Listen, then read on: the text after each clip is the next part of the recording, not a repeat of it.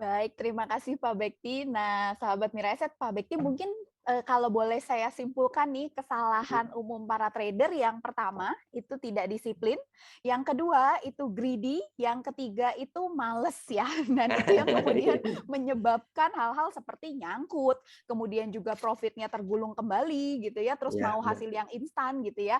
Nah, Pak Bekti dan sahabat Miraset, nanti untuk sahabat Miraset yang punya pertanyaan nanti bisa langsung disampaikan di kolom Q&A ya. Jadi jangan disampaikan di kolom chat ya. Dan Pak Bekti pengen nanya nih Pak Bekti tentang masalah yang nyangkut. Kayaknya hampir semua orang itu pernah pasti yang ngalamin nyangkut ya. Nah, Pasti. kalau menurut Pak Bekti sendiri nih, definisinya nyangkut menurut Pak Bekti itu seperti apa? Kalau definisi nyangkut itu menurut saya adalah seorang yang dia itu pengen beli saham, tapi dia itu nggak punya plan. Dia nggak pernah punya target untuk membatasi seberapa sih resikonya. Jadi dia itu seakan-akan nggak punya apa ya, nggak punya rem. Itu menurut saya nyangkut. Jadi kalau dia mungkin masih beli saham, tiba-tiba dia itu mungkin dia udah punya target take profit katakanlah maksimal 4%, tapi dia mungkin baru turun 3%, dia yang penting masih punya trading plan itu masih tak anggap wajar. Tapi yang nggak wajar itu ketika dia itu nggak punya trading plan, itu bahaya sekali. Gitu. Berarti kalau dari Pak Bekti sendiri nih, kalau misalnya di kondisi apa nih menurut Pak Bekti, misalnya nih Pak Bekti lagi trading, kemudian aduh nyangkut. Nah, itu kalau seperti itu tuh kondisi seperti apa tuh kalau dari sisi Pak Bekti? Hmm, kalau saya Karena pribadi sih, gimana Bu? mungkin karena Pak Bekti nggak pernah nyangkut jadinya. Iya, saya kalau juga kalau bingung Bu. Tapi kalau kalau saya zaman pribadi, dulu kalau saya zaman dulu sih, saya kalau saat ini juga pernah ngalamin sih Bu Marta. Jadi ketika kalau saya itu ternyata punya saham, di mana saham itu katakanlah sekarang itu ARB 7% ya. ARB 7%. Kemudian mungkin saham itu turun ke level 5%-an, saya coba ambil. Tetapi begitu saya ambil, sebenarnya saya udah punya trading plan. Tetapi karena ada tekanan jual yang tinggi, ibaratnya langsung di ARB-in, saya juga udah mencoba untuk banting setir untuk jual ARB, dan barang saya sampai sore nggak laku, alhasil esoknya turun lagi, itu bagi saya juga pernah ngalami, itu namanya nyangkut. Tapi nyangkut itu karena memang bahasanya saya itu kalah cepat, bukan karena saya nggak punya trading plan, karena keadaan saja. Dan solusinya gimana? Ya sudah, itu resiko, bagian dari resiko namanya di saham gitu. Oke, baik, baik. Nah, Pak Bekti kalau dari sisi waktu sendiri nih, menurut Pak Mhm, Bekti, kalau berapa hari atau berapa jam mungkin ya menurut Pak Bekti, mhm, aduh ini kayaknya udah apa posisinya nyangkut nih. mhm. Kalau saya untuk scalping itu cepet banget Bu. Jadi kurang lebih paling cuman ya bisa menitan, bisa jaman gitu udah langsung aku jual. Kalau nggak sesuai harapan, kadang BEP, kadang rugi 1%, lagi 2%, nggak apa-apa. Tetapi saya itu selalu punya keyakinan simpelnya gini, oke aku cut loss, aku lindungin asetku. Tapi aku berkeyakinan aku pasti bisa pulihin di saham lainnya dan di waktu yang berikutnya gitu. Berarti memang intinya harus punya trading plan dan disiplin di Ya, sana ya, Pak Bekti. iya, Nah, termasuk mhm, disiplin take profit, Bu, ya. Itu juga ya. jangan lupa, karena kebanyakan teman-teman nanti udah kadang gini, udah naik 5%, "Ah, tunggu dulu, nanti kalau udah naik 10% ya." Begitu naik 10% belum tentu juga kalau dia nggak punya trading plan, siapa tahu nanti bisa ke 15%. Alhasil cuma kayak halu, nanti justru kalau turun-turun mendekati BEP, "Yah, kemarin nggak tak jual, akhirnya di harga BEP ditunggu lagi, siapa tahu nanti mantul dikit deh 5% tak jual." Alhasil sahamnya turun, dia baru bingung, akhirnya mah nggak dapat apa-apa. Nah ini, jadi jangan lupa selain disiplin cut loss juga disiplin take profit. Anda harus punya target gitu. Makanya ketika saya itu disiplin take profit, ketika udah saya jual range 3 sampai 5%-an misalnya gitu ya. Ternyata kok satu direspon lagi, ya saya akan coba ambil lagi gitu. Tetapi saya udah mengamankan profit saya dulu gitu. Ibaratnya bungkus dulu gitu. Mhm. Nah, Pak Bekti kalau ngomongin tentang tadi tuh take profit Mhm. sama cut loss, risk reward Mhm. ratio-nya tuh berapa Pak Bekti kalau dari Pak Bekti sendiri? Reward ratio-nya ya. Jadi kurang lebih kalau saya hampir bisa dibilang seimbang sih Bu Marta ya. Mhm. Kebanyakan saham saya itu justru kalau untuk scalping yang apa yang di kondisi yang market yang berjalan biasa tuh sebenarnya kecil, paling cuman ya sekitar 2 sampai 5%-an, kurang lebih batasan take profit dan cut loss saya seperti itu. Tetapi didominasi profit saya itu kebanyakan justru di saham-saham yang uptrend, yang dia kadang sampai auto reject atas, kemudian direspon pasar yang langsung paginya open gap mungkin 10% dan sebagainya. Justru bagger saya di situ. Dan selain itu juga saya sering dapetin profit justru cari saham yang turunnya paling banyak. Udah turun terkoreksi banyak, di saat ada gerakan, saya ambil paling bawah, ibaratnya serok bawah gitu kan, ketika naik baru jual gitu. Nah, pas banget nih Pak Bekti, karena pertanyaannya juga banyak nih tentang yang serok bawah. Nah, Pak Bekti kalau mau melihat potensi saham-saham yang serok bawah tuh gimana sih caranya Pak Bekti? Oke, serok bawah itu menurut saya kan, saya mengambil apa ya, sebuah peluang profit itu dari 3 penyebab. Yang pertama, saham itu naik kan karena laporan keuangannya, yang kedua karena momentum, dan yang ketiga sudah terkoreksi cukup dalam, sehingga saya memanfaatkan yang namanya technical rebound. Nah, kalau saya pribadi mengamatinya cukup simpel sebenarnya, adalah ketika ada saham itu yang ARB berjilid-jilid dengan catatan saat ini ARB-nya 7% ya. Nah, itu saya akan amati beberapa hari ketika ada saham itu yang ketika udah mulai ada gerakan, saya langsung sikat gitu. Jadi intinya benar-benar di sini saya standby di depan monitor, sudah saya siapkan khusus stock price di mana di kolom itu saham itu, misalnya contoh ABCD, saham ABCD aku udah pantau sendiri di situ, nggak boleh tak otak-atik. Jadi aku kalaupun nanti ada gerakan, aku tinggal enter cepet gitu. Jadi memang di sini menjadi seorang scalping itu adalah kecepatan juga ngaruh sekali dan kejelian. Jadi kita harus selalu standby ketika ada udah gerak ambil gitu. Tapi ingat, ini juga sedikit beresiko, bahaya. Apalagi bagi teman-teman yang masih pemula, jangan ditelan mentah-mentah ya. Apa yang saya lakukan ini saya juga sudah siap resikonya. Ketika saya itu beli saham yang ARB yang bawah, itu kalau nanti ternyata naik dan tidak sesuai harapan, aku langsung banting kiri. Jadi aku harus siap jual BEP. Jadi jangan kelamaan mikir mah Anda kejebak lagi, bahaya. Dan kalaupun aku beli saham yang kayak gini, sudah aku ukur dalam diriku sendiri. Kalau aku nanti masuk, pasti dengan aku masuk tuh pinginnya naik. Tetapi kalau nggak direspon pasar dan besok kejebak 7% lagi, aku siap nggak risikonya? Kalau aku udah siap, nggak apa-apa. Karena kenyataannya orang lain belum tentu semua siap. Nah, jadi diukur itunya dulu menurut saya. Tapi kurang lebih strategi saya seperti itu. Gitu. Oke, berarti nanti untuk trading plan-nya sendiri itu nanti disesuaikan dengan masing-masing orang ya, Pak Bekti. Jadi bisa Iya, bisa cover resikonya seberapa besar ya, itu tergantung masing-masing gitu ya. benar, benar, benar sekali Bu Marta. Oke, nah Pak Bekti kalau ngomongin tentang males nih, ini kan pasti banyak juga ya, termasuk saya Ya. juga ya kalau masalah males. Aduh pengennya dapat rekomendasi aja deh, aduh males ya suruh analisa. Nah, tapi Pak Bekti untuk mengatasi hal-hal seperti ini ya, males kayak gitu-gitu tuh gimana ya caranya ya Pak Bekti? Kalau untuk apa ya Bu ya, menurut saya kalau untuk menangani masalah malas sebenarnya lebih cenderung saya akan saya jelaskan dulu kepada style trading masing-masing. Kalau memang stylenya dia itu mungkin swing atau dia memang berniat investasi di saham ya, ya memang cara kerjanya kita cuma tidur gitu kan. Jadi kita cuma beli saham, kita memang melihat sebuah prospek jangka panjang di mana kita diamkan uang kita diam. Seorang investor nggak mungkin kita cuma lihatin monitor running trade, nggak perlu menurut saya. Tapi bagi Anda seorang scalping, ya jangan sampai Anda jadi malas. Kalau malas ya mending saran saya nggak usah di saham, karena berisiko sekali. Pasti Anda nanti akan kejebak-kejebak terus. Sekali, dua kali, kalaupun itu profit, itu pasti karena kebetulan, karena market yang mendukung.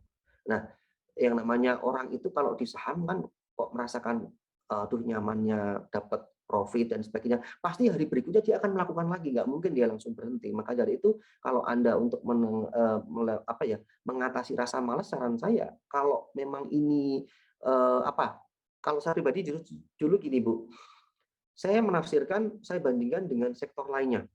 Kalau saya itu yang namanya orang hidup itu kan kerja cari uang. Kalau saya itu kerja di sektor-sektor tertentu, itu malah menurutku lebih mengeluarkan energi yang banyak.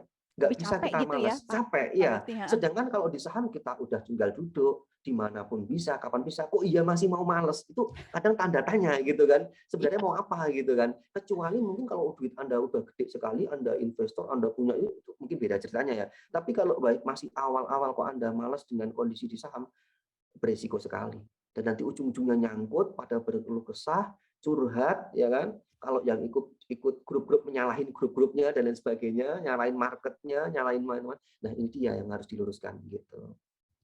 Oke, setuju Pak Bekti. Jadi ini udah sangat-sangat dimudahkan gitu ya cari Mudah cari sekali. keuntungan gitu ya. Kalau masih Iya. malas juga, waduh udah bingung deh. Pak Bekti, Iya. kalau ngomongin tentang grup-grup ini ya, jadi kan Mhm, biasanya mungkin di awal-awal sahabat Miraset juga punya grup untuk kasih mhm, rekomendasi gitu ya. mhm, Nah, mhm. kapan nih Pak Bekti ketika kita tuh bisa yakin bahwa kita bisa jalan sendiri tanpa grup ini? Jadi mungkin di Mhm. awal, nah tapi di standar apa yang kita harus capai bahwa ini kayaknya saya udah harus, bisa sendiri deh seperti itu. Gimana Pak Bekti? Sebenarnya menurut saya, eee, ukuran itu lebih ke masing-masing ya, Bu, ya. Tetapi kalau saya pribadi yang ingin saya jelaskan adalah bagi teman-teman yang ikut grup ataupun apapun itu, rekomendasi atau apapun itu, mungkin di awal karena ketidaktahuan, wajar dong kita kalau kita nggak tahu daripada kayak saya. Saya dulu bener-bener nggak ada mentor, saya mau tanya ke siapa, Instagram, TikTok juga nggak ada. Jadi grup satu dari market gitu. Tetapi kalau sekarang manfaatkan biar Anda apa tujuannya? Tujuannya Anda tuh memperpendek waktu untuk bisa fight di saham. Saya tuh membutuhkan waktu 8 tahun tuh menurutku aku sendiri produk gagal gitu. Karena aku nggak ada mentor. Tapi kalau Anda sekarang udah ada kesempatan seperti ini, manfaatkan. Anggap aja Anda tuh kursus, Anda tuh sekolah. Nah, kalau untuk ukurannya seperti apa? Selama Anda sudah memahami seluk-beluk market, selama Anda itu sudah yakin mencoba menganalisa sendiri saham dan Anda coba praktekkan saham Anda mendapatkan profit secara konsisten dan saran saya kalau bisa Anda sudah melewati mungkin setidaknya minimal 1 tahun dulu deh, 1 tahun sampai 2 tahun ketika Anda sudah bisa melewati siklus bearish, siklus sideways, siklus bullish, ketika itu semua Anda sudah melewati 1 tahun, Anda ikut grup rekomendasi dan ternyata Anda itu sudah bisa mandiri membukukan profit, ibaratnya aset Anda bertumbuh, itu menurut saya berarti Anda sudah lolos gitu. Oke, siap. Baik, terima kasih Pak Bekti. Nah, Ya, Pak Bekti ini ada pertanyaan terkait dengan, ini. Nah, ini banyak nih pertanyaan. Terkait dengan cara screening, tapi, biasanya kan di minggu-minggu kemarin juga saya udah tanya ini cara screening-nya. Nah, Pak Bekti ini ada yang mhm, menanyakan mungkin sedikit, sedikit berbeda. Jadi di layarnya Pak Bekti nih, pada mhm. saat, mau scalping tuh ada menu apa aja sih Pak Bekti untuk menu HOTS-nya? Oke, kalau untuk di layar menu sebenarnya saya tuh sederhana. Bahkan saya tuh pernah bilang sama teman saya tuh saya tuh paling tradisional. Mungkin dari dulu saya memang settingan nyamannya gitu. Bahkan chart saya pernah bilang chart itu saya juga tradisional. Saya tuh nggak aneh-aneh kayak teknikalis gitu enggak. Saya nggak simpel saya itu. Kalau saya pribadi yang paling penting adalah menu running trade itu tak pakai buat memantau. Kemudian untuk buy, sell, amend, withdraw itu penting. Itu karena itu untuk eksekusi ya, jual beli untuk memindah antrian jual beli dan meng-cancel withdraw. Kemudian saya pantau untuk order list, di mana order list itu aku pakai buat memantau kira-kira kalau saya itu jual ataupun beli masih di berapa, jadi aku bisa ngecek untuk ambil keputusan, oh ini ternyata tinggal 5.000 lot lagi, ternyata saham saya laku misalnya gitu. Oh ya udah saya tunggu dulu. Tetapi kalau mungkin kejauhan dan mungkin tidak direspon pasar, aku akan banting kiri. Nah, kemudian menu yang paling saya andalkan adalah stock price. Jadi stock price itu untuk melihat sebuah saham, broker summary-nya, siapa broker yang ngambil paling banyak, kemudian ataupun yang jual paling banyak, kemudian trade book itu saya pakai buat mengetahui di mana harga berapa kira-kira transaksi saham itu ramai ditransaksikan. Jadi untuk mengetahui nih, contohnya saham misalnya saham ABCD gitu di level 100 sampai 110. Oh ternyata di harga 105 ini paling kencang terjadi transaksi gitu. Nah, biasanya langsung aku kombinasi, ini kira-kira broker siapa sih tadi yang ngambil di harga 105, itu aku akan lihat di dan history, itu untuk melihat rincian transaksi di harga 105 tadi siapa yang paling ngambil paling banyak.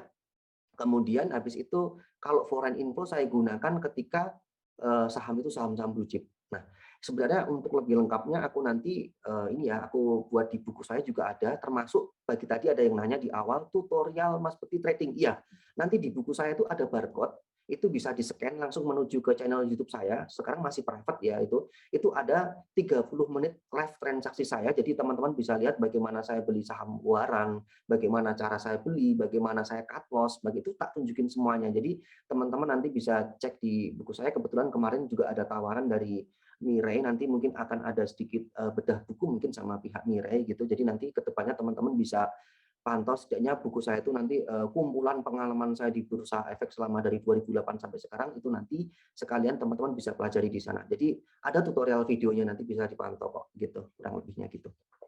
Nah, sekalian pertanyaannya nih Pak Bekti, kira-kira Hmm. kapan terbitnya? Ini udah Buku banyak nih. saya Buku saya itu, saya udah tanya penerbit harganya Rp150.000. Itu kenapa, itu cukup tebel, itu kurang lebih hampir sekitar 260 halaman, itu untuk buku tebel sekali. Eee, Seharga segitu kemudian ini kemarin aku udah dapat kabar bahwa 3 hari lagi udah naik cetak. Jadi kemungkinan cetak itu processing kira-kira 2 mingguan. Namun orang yang minta ke saya cukup banyak banget, jadi sabar aja deh nanti. Pokoknya tapi 2 mingguan aku udah bisa jual gitu, udah bisa dijual gitu. Dan nanti di mananya ada di Tokopedia, Lazada, di Bukalapak, di mana-mana ada online sama di Gramedia juga ada, gitu aja. Wah, berarti udah di highly anticipated nih kayaknya nih bukunya Pak Bekti nih di akhir akhir bulan September berarti ya Pak Bekti ya kurang lebih. Iya, sekalian Oke. aja Bu Marta boleh saya Mhm, ngasih info sekalian mhm, ya. Sebenarnya boleh? buat teman-teman nanti saya di Jogja itu ada trading room. Jadi teman-teman nanti juga aku akan open untuk umum. Saya juga bekerja sama dengan Mirae Asset Yogyakarta. Jadi teman-teman nanti yang datang ke tempat saya itu bisa sekalian mau buka rekening Mirae, mau tanya-tanya tentang saham sama orang pihak Mirae, mau beli buku saya bisa. Di situ juga ada kaos juga saya jual gitu kan. Jadi nanti juga teman-teman yang mau nanya sama saya, trading sama saya 1 hari 2 hari bisa gitu. Jadi nanti cuman kita harus bagi untuk bagaimana cara masuknya karena pasti ini banyak banget yang pengen ke sini jadi kita harus bikin apa ya semacam jadwal gitu nanti gitu. Mhm. Wah, berartinya untuk teman-teman yang ada di Jogja dan sekitarnya nih akan sangat-sangat beruntung karena bisa langsung interaksi gitu ya Pak Bekti. Iya iya, boleh nanti, tinggal ditunggu aja. Mhm.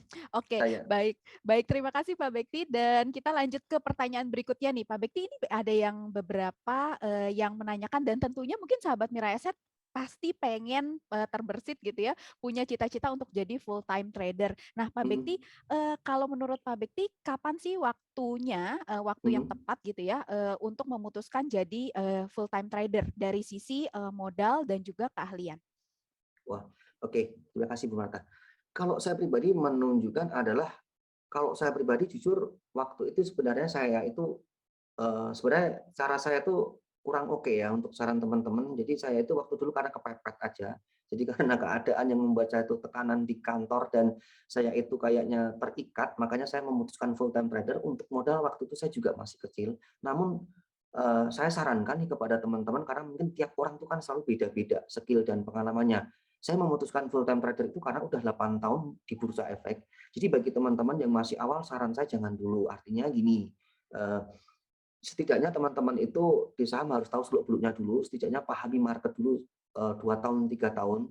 Kalau setelah itu mungkin ada baru bisa silakan lah kalau baru memutuskan. Kalau untuk ukuran modal menurut saya sebenarnya nggak ada batasan modal berapa, tapi persiapkan dulu semuanya di belakang safety fund-nya itu. Biaya hidupnya udah siap belum? Kemudian kalau kayak gitu biaya hidupnya harus kita hitung mungkin 1 tahun sampai 1,5 tahun ke depan diamankan dulu. Jadi biar nanti kita nggak ganggu keseharian kita. Kemudian gimana dengan asuransi kita, gimana dengan biaya tak terduga kita. Karena hakikatnya di saham ini kan investasi gitu kan ya. Investasi di mana kalau kebutuhan pokok terpenuhi baru kita ke investasi. Jadi jangan sampai salah kaprah terus berharapnya cuma punya uang pas-pasan pengen trading biar dapat uang banyak ya kan. Dulu juga pernah saya ungkap ada orang yang punya utang pengennya di saham supaya biar menyelesaikan utangnya ini jangan sampai mindset seperti itu menurutku salah gitu. Jadi untuk ukuran uang silahkan masing-masing, tapi persiapkan dulu di belakang uang cadangan-cadangannya. Kemudian ukurannya menurut saya setelah Anda melewati sebuah siklus, ketika 1 tahun atau 2 tahun Anda sudah bisa konsisten membukukan profit, silahkan. Gitu. Dan tentunya yang namanya full time trader itu punya suka duka ya. Selalu saya bilang yang pertama, dukanya itu adalah nggak ada yang jamin. Kita nggak punya jaminan apa-apa, jaminan pensiun, jaminan apa-apa, nggak ada yang jamin. Dan nggak ada yang jamin juga pasti sukses di saham, nggak ada yang jamin. Benar-benar kita pure harus fight di market. Itu dukanya. Yang kedua, harus siap dengan status juga. Karena kita sering di rumah, gimana dengan tetangga, itu juga penting juga. Tapi kalau saya pribadi, kalau sukanya ya tentunya kalau Anda menjadi full time trader yang berhasil, Anda akan bebas waktu, bebas finansial, bisa main sama keluarga, anak, istri, sama teman-teman bebas gitu.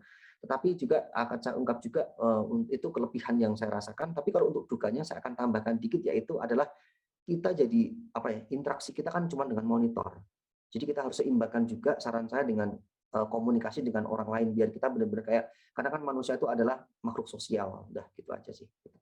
Mmm, baik baik. Nah, itu tadi ada saran-saran dan tips-tips nih dari Pak Bekti nih sebagai, full time trader. Nah, Pak Bekti kalau mau tanya tentang, kondisi market nih Pak Bekti. Hmm. Kalau kondisi market menurut Pak Bekti di kondisi seperti apa market itu, menurut Pak Bekti itu tidak cocok atau, sedang tidak baik, untuk trading gitu? Mhm. Terima kasih Bu Marta. Jadi menurut saya sebenarnya kalau saya, bagi saya pribadi adalah ketika benar-benar market itu menurut saya tidak ramai sekali ditransaksikan di gini, tidak ramai gitu. Jadi ukuran saya pribadi kan saya itu seorang scalping. Sebenarnya kalau kondisi market kayak apapun sebenarnya pasti ada peluang. Cuman saya itu selalu membatasi diri saya kapan saya saat itu untuk melakukan jual beli atau enggak. Nah, kalau mungkin ada saatnya market itu bullish.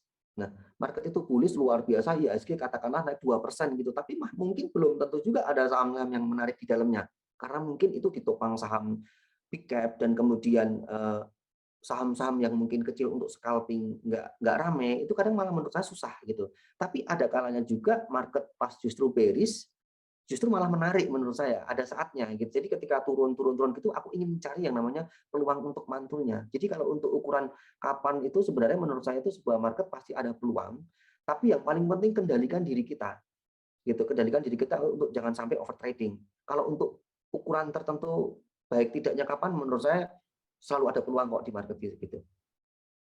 Oke, baik.